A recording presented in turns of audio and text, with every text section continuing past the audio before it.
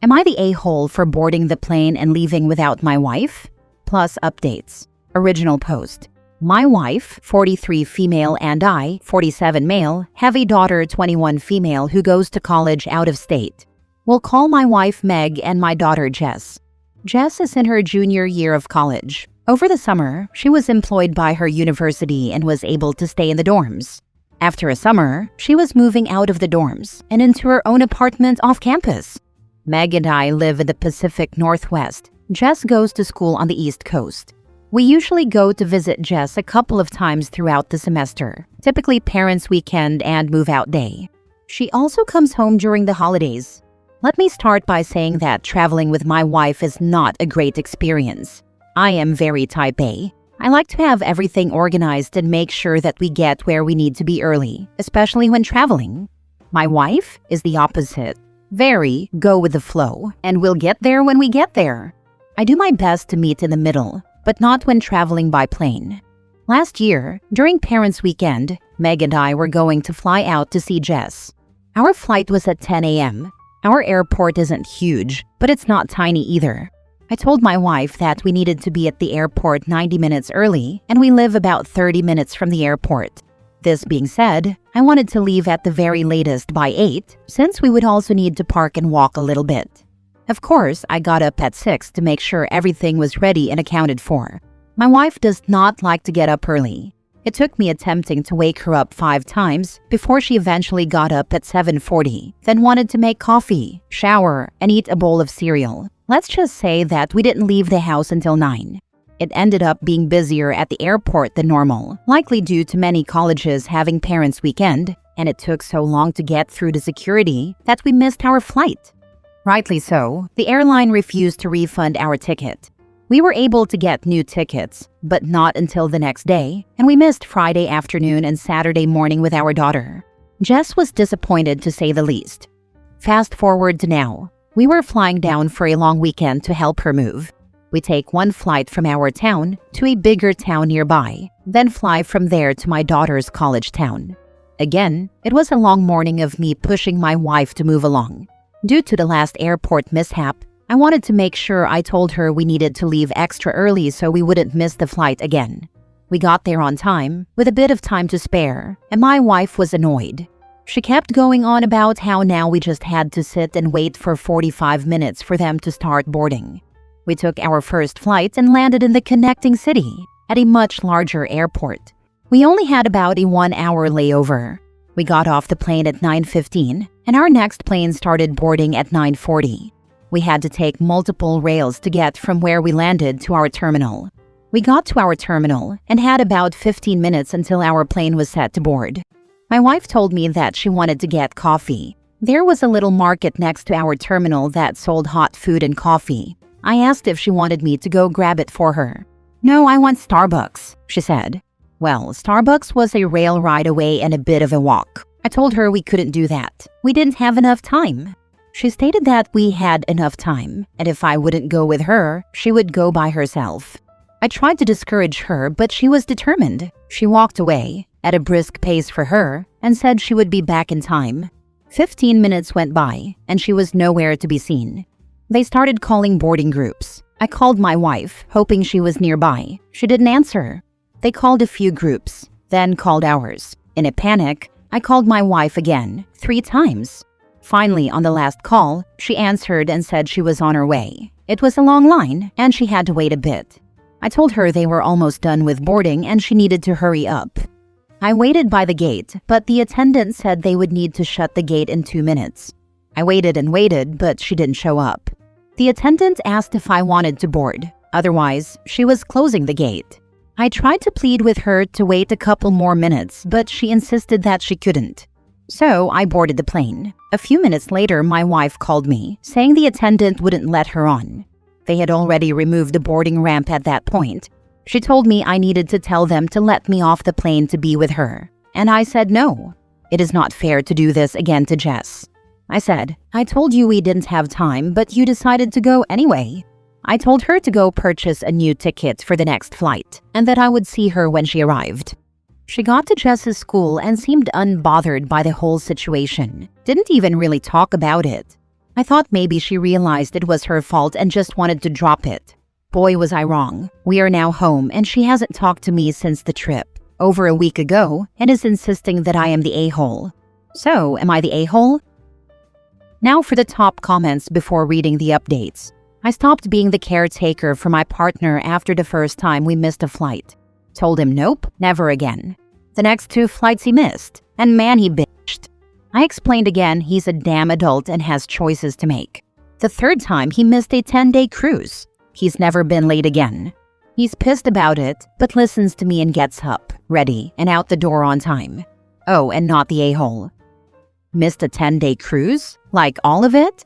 This is hilarious, and I laughed harder because that was the 3rd instance. Not the a-hole. You need to make a line in the sand. Sit down and tell your wife that you love her and you cherish her, but the way she disrespects your desire to be punctual is just too much. Tell her that from now on, you're going to make separate arrangements when traveling. You are not responsible for waking her up. You are not responsible for getting her out the door. She's an adult and she can do what she wants. The first time she completely misses an event, I suspect things will change. But you've been accommodating her to such a high degree that she can act like an infant.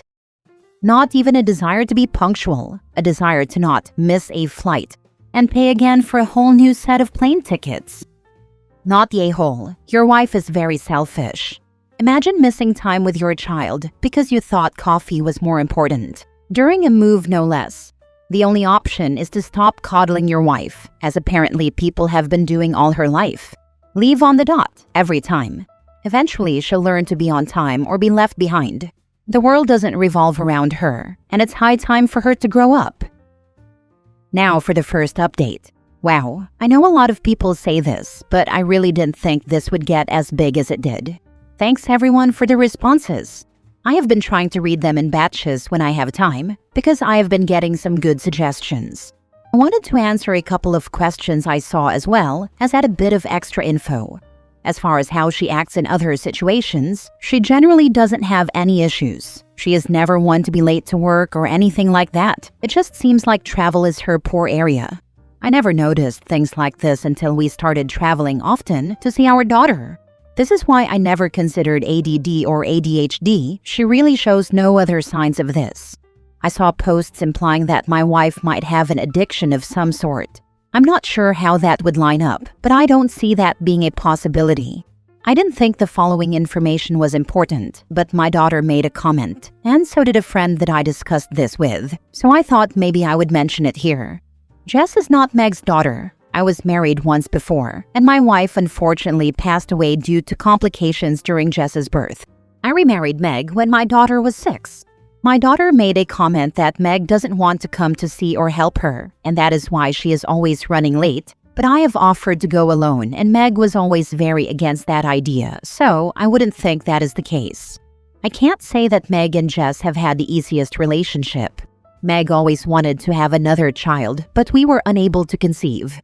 She did make comments that she wanted children of her own, and that caused a little rift in our relationship at the time because I wanted her to see Jess as her daughter. But they really never had the typical mother-daughter relationship. It was always very much pushed that Jess was my daughter. Meg did make comments about being excited to have an empty nest, but I assumed this was just because we would have more room.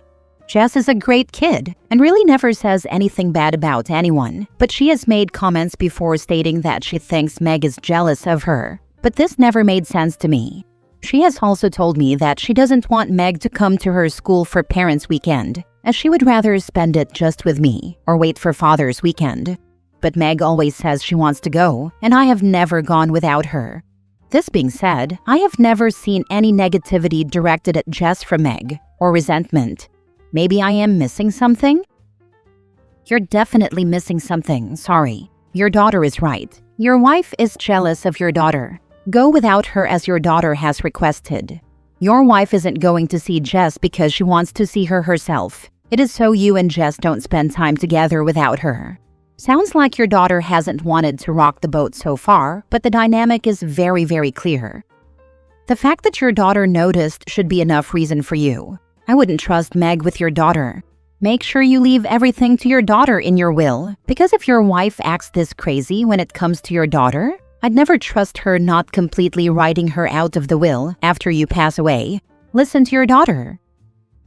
Now for the second update. Hi everyone, thanks again for all the advice. I read as many of the comments as I could and took in all the information. I wanted to provide an update. My wife finally started talking to me again. When she did, I told her that I wanted to have a conversation about the situation, but I wanted to give it a couple of days for emotions to settle down. Some of the comments here gave me a great idea, and I wanted to see what she thought about it. For all future trips, I will have my tickets, and she will have hers. I typically drive to the airport and leave my car in one of the pay lots, so I would drive myself and she could Uber. She will have all the freedom she wants to do what she wants. But it is up to her to arrive on time and board the plane. I let her know that it was starting to feel like I needed to keep track of both of us. I phrased it in a way to make it sound like I didn't want to be controlling over her and let her manage her own time. She wasn't happy with this, but she reluctantly agreed. Now to get to the bigger issue that I didn't realize we had until reading the comments of this post. Call me oblivious, but I really never thought there was any issue between Meg and Jess. After talking to my wife, she wouldn't admit to any issues and stated that she would never intentionally delay a flight so that we couldn't see our daughter, and acted offended that I would ask such a thing. If that was her actual purpose, I don't think I would be able to prove it, but it will be at the forefront of my mind in the future. After talking to Meg and Jess, we decided on the following. Meg and I will be visiting Jess on Parents' Weekend, but I will be attending Father's Weekend from now on, and I will be attending by myself to get some alone time with Jess. Jess seemed very excited, and surprisingly, Meg didn't seem to have an issue with that this time. Thanks again to everyone who took the time to read and give me advice. I really appreciate everything, and I hope these steps can work towards a resolution for the issues. Wishing you all the best, of course, but be careful. It seems, from my perspective, which is limited to the information you have given us, that your wife only tolerated your daughter and wants to keep you away from her now that she's an adult. I saw a similar post about a soon-to-be wife with a stepdaughter. The new wife was expecting for her soon-to-be husband to be a seasonal parent after the wedding. Of course, you have been married for a long time and everything seemed normal to you, but I would recommend reaching out to your daughter to ask for her perspective growing up with her stepmom.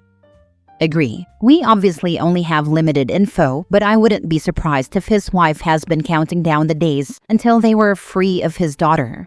I've seen this before. Someone marrying a person with kids, never letting on they had no real affection for the child, patiently waiting over a decade for the kid to be a legal adult, thinking he could essentially cut his wife off on their 18th birthday. OP, I've seen this play out before. Of course, she'll never admit to not liking your daughter or to doing anything negative toward her. She'll act like she really cares for her, is worried about her, or misses her, while giving her snide comments on the side, poking at her in ways that seem like she's just concerned or giving advice or sabotaging chances for you to see her. And your daughter, as your child, will never admit it to you if she feels slighted by her, because you're happy and your wife makes you happy, and she would never want to mess that up for you, so she'll just endure.